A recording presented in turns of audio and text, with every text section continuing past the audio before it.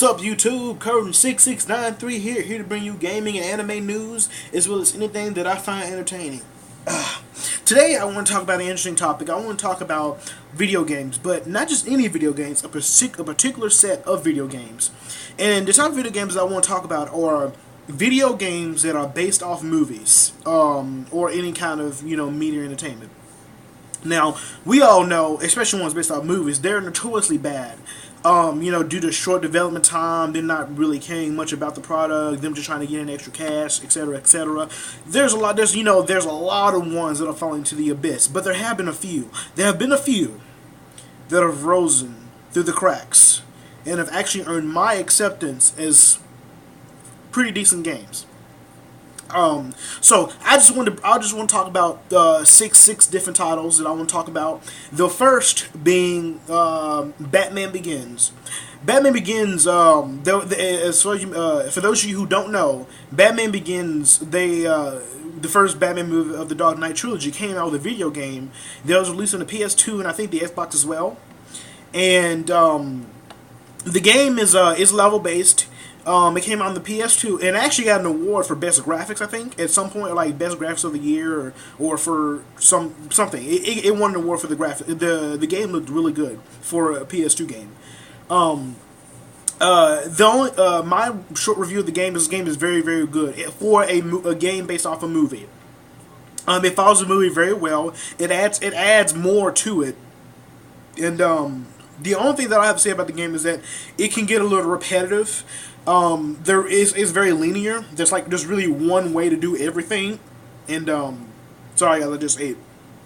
But there's one way to do everything, and I would have loved to have seen more variety. Maybe like multiple ways to accomplish a task, to take out a group of guards in this area, to take out a group of guards in that area. But see, for what the game is, it is a good game. The levels are fun. The combat is fun. The environments, like there are certain levels where you'll be able to look out over the coastline and just see the city and see Gotham, and it just looks beautiful. It looks really, really good. You feel immersed in a Batman universe, and that's why Batman Begins takes a pick for a game based off a movie that is acceptable. Another series that I want to talk about is the Spider-Man series based off the movies. I enjoyed all three of them in different ways, but I will say that I feel like the third Spider-Man game was by far the weakest. But as far as the first two, I really enjoyed them. I loved the stealth mechanics and the different mechanics they applied in Spider-Man 1. I really enjoyed that you could play as Green Goblin. He was a hidden playable character in the game. It was a really good game. It was fun to fight Green Goblin. It was fun to fight Scorpion. It was fun to fight Shocker. It was fun to fight Vulture. It was a great, excellent game. But Spider-Man 2 really took it off. It had free roaming. It had the web swing was amazing. The combat was amazing. The story, they added more story besides Doc Ock, and it was fun. They had Black Cat in there, Shocker, Mysterio. Just a lot of great characters in there, and the game was so well done. A lot of people consider that to be probably one of the best games based off a movie out there, and you'll find no disagreement here. I would probably say that it probably is the best one, or at least the best one in a while, like of that generation. Yeah, that's it. There's also Lord of the Rings. Lord of the Rings, I loved all the Lord of the Rings games. Fellowship of the Ring, Two Towers, Return of the King, I loved them all. The only thing I did not like about Lord of the Rings Fellowship was the fact that if you didn't have a memory card, there was really no way or no point of finishing the game, because as soon as you died, it brought you back to the main menu with no save feature. So if you died, you could be 4 or 5 hours into the game. There's no checkpoint. So if you die, you start back from when you last saved. So let's say you save at a really tight spot and you just can't make it past the next level, you're screwed.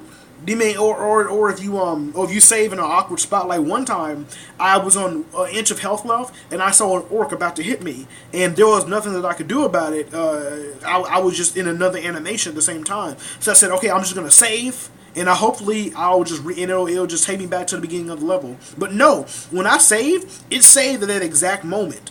I was maybe 3 or 4 hours into the game, and whenever I reloaded my save, it saved as the orc was swinging its sword about to hit me. Couldn't block, couldn't do anything, nothing. I was dead. I was stuck in the animation. and so I had to restart the game. So that's the one thing I didn't like about Fellowship. I love Two Towers. I love Return of the King. I thought um, Fellowship of the Ring had, I wouldn't say a free roaming, but it had more of a exploration feel to it. Like there's different set pieces of levels instead of it just being just one linear hack and slash. It felt like a mini adventure.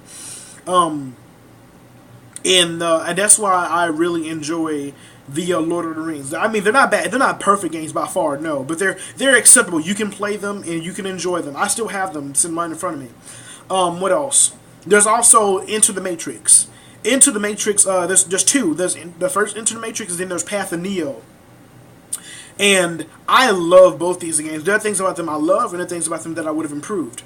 Let's start with the first one that came out, The Enter the Matrix, which features Niobe and Ghost on their side of the story. It goes through like, I think there are some levels at the beginning that may take place before. It's like something like right before Matrix Reloaded, and then it goes through Matrix Reloaded. And yeah, so I really enjoyed the game. I loved the focus was perfect. The focus mode, the agents, the story, the universe of the Matrix was perfect in this game. And one of the biggest things about this game, the martial arts choreography. Whenever someone came in and started hitting you and punching you, your character would block the moves with their own martial arts style. And I've been thinking about this in fighting games such as Tekken, Street Fighter 4, Marvel vs. Capcom, King of Fighters. If you ever notice in all these fighting games, when you block, most of the characters, they'll put up their arms, they'll do like Mortal Kombat style, to do this.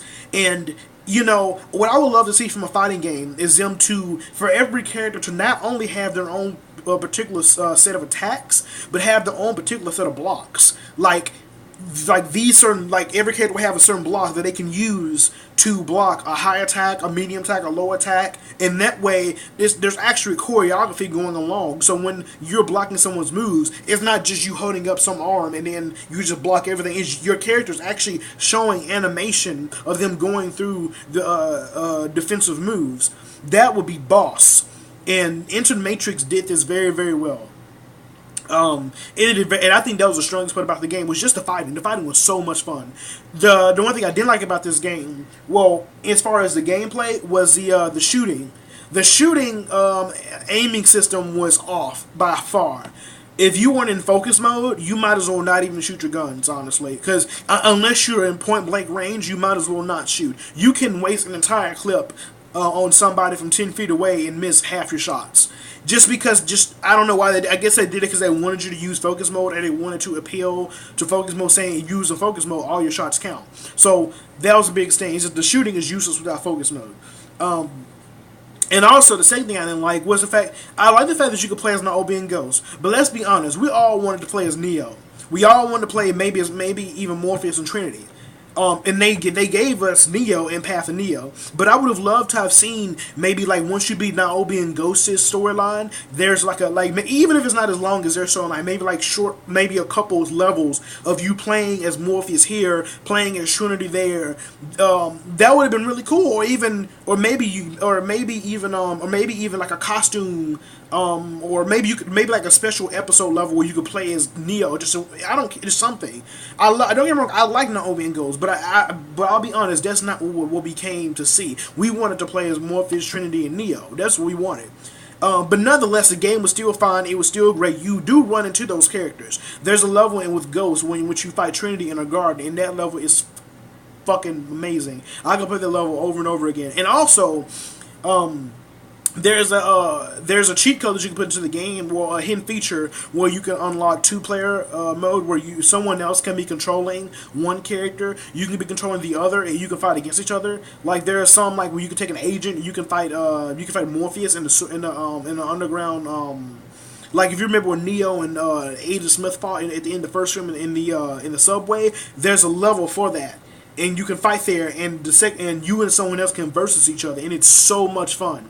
I would love personally to see a reboot of Into the Matrix. No, maybe not a reboot, maybe a prequel that takes place before the first Matrix film. Like like before, maybe before Morpheus, before all that, just maybe like after the war starts and after people first discover that they can jack into the Matrix, and you kind of see them first discovering their powers, like how to use focus and how to clear their minds, like as Morpheus would say.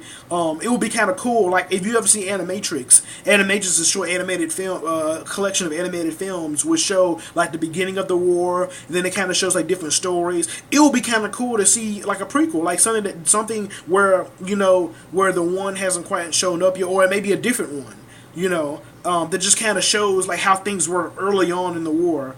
And just in like, and it would be so cool to see an updated. Think about it, an updated version of the Matrix would be boss.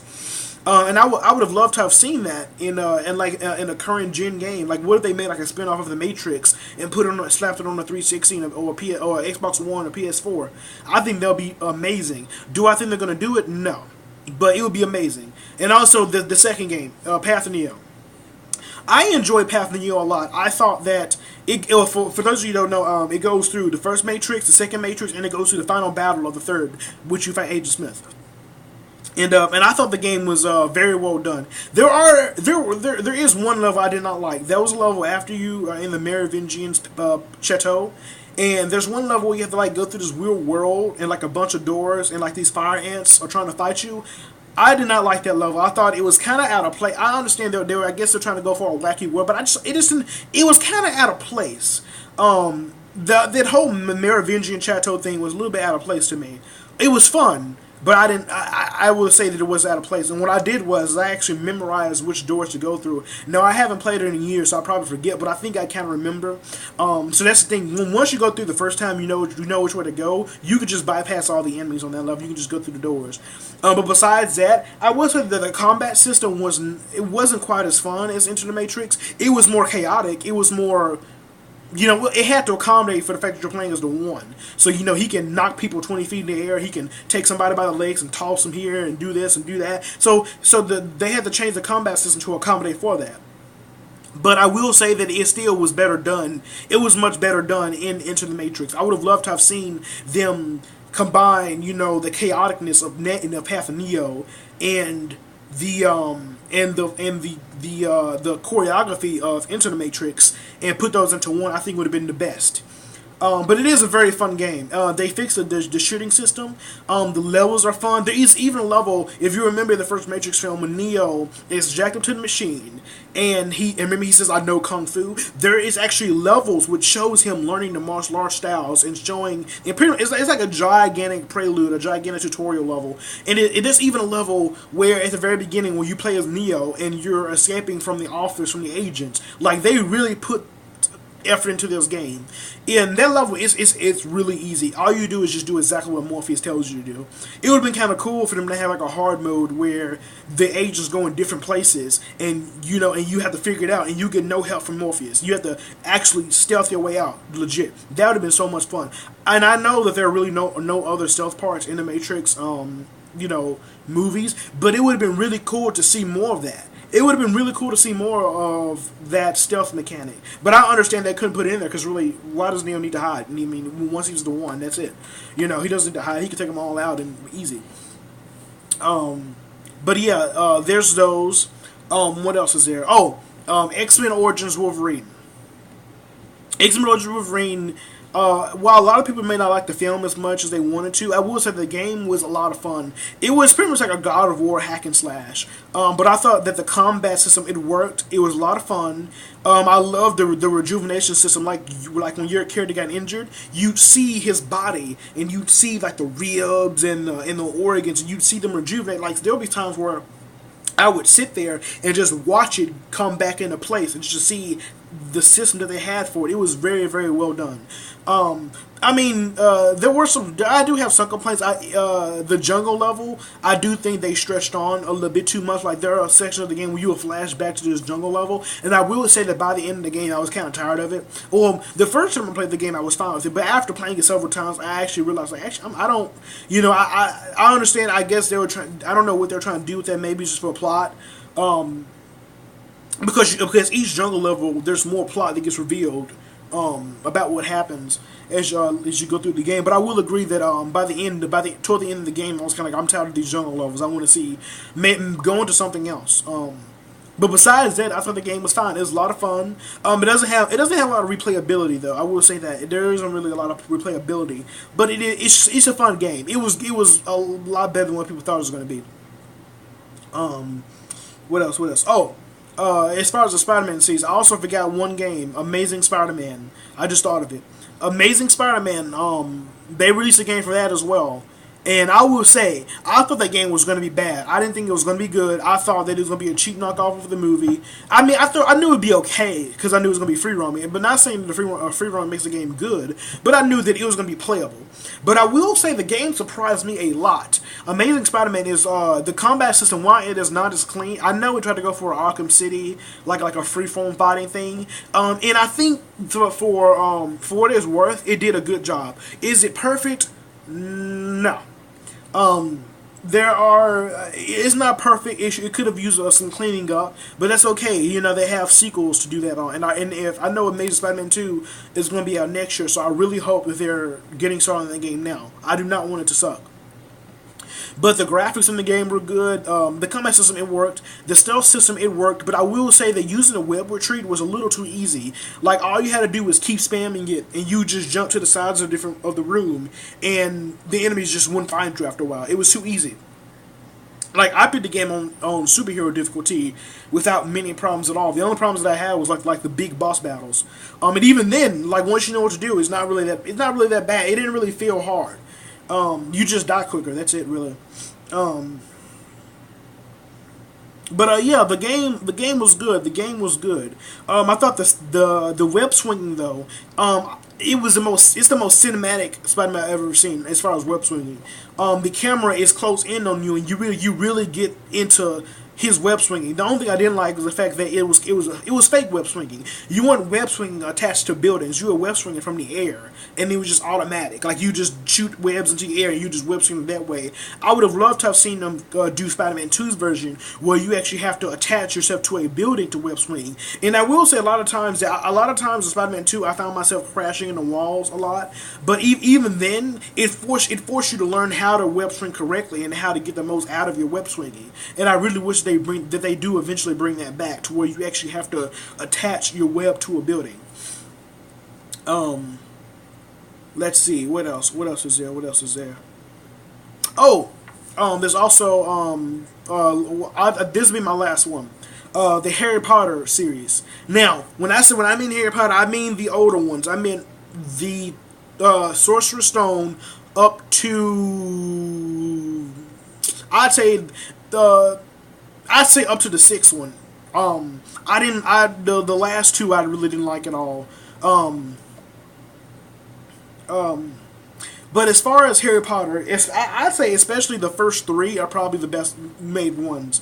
Sorcerer's Stone, Chamber of Secrets, and Prisoner of Azkaban. They all have Hogwarts free roam, where once you're in Hogwarts, you're in Hogwarts. Now there are some levels that are unaccessible, but the fact of you actually in Hogwarts, going through the year, finding different spells, interacting with different students.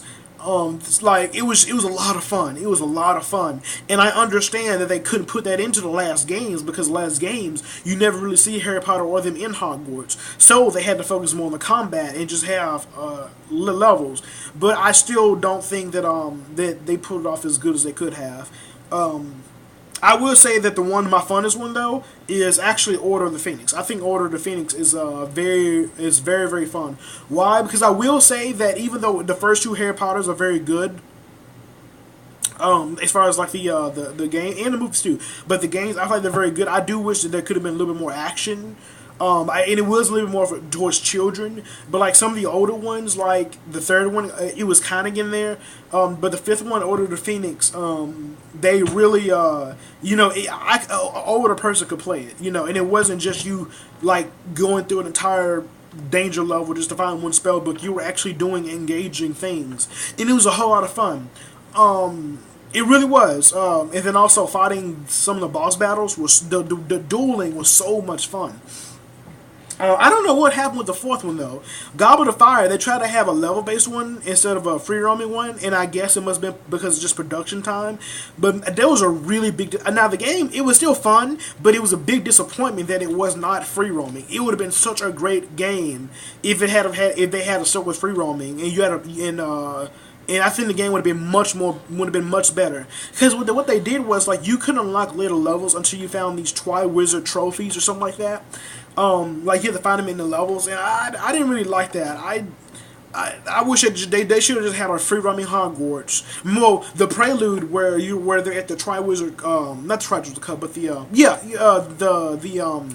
what do you call it with them on the brooms? That sport that they have with they're on the where they're on the brooms and stuff.